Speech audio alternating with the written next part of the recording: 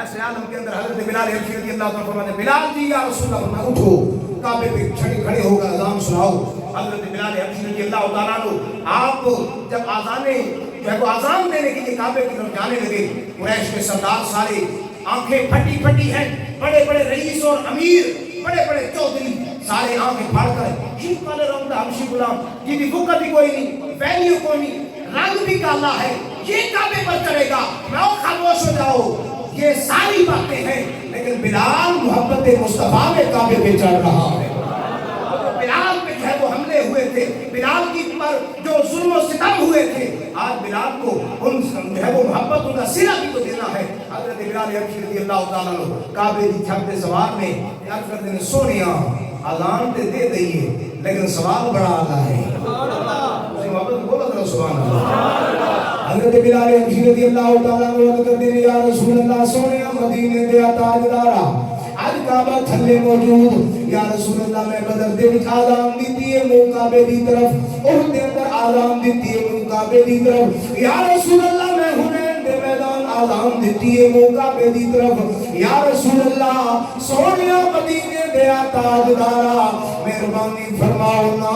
اینا تے جناب والا رہنمائی فرماؤ آج کعبہ تھلے موجود ہے, آج کتے منہ کر کے آزان سنا.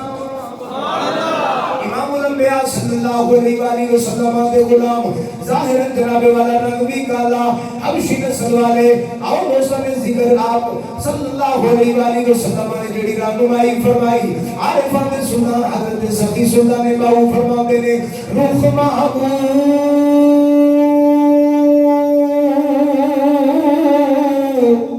بدا خانہ کعبہ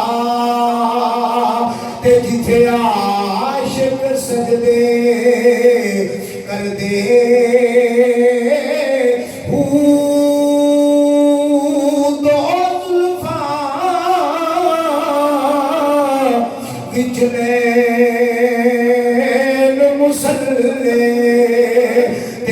سارے عشق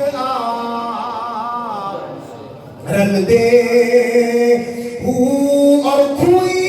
یار دی او آپ زمزم تیری تو گھٹ پیا سے بھر دے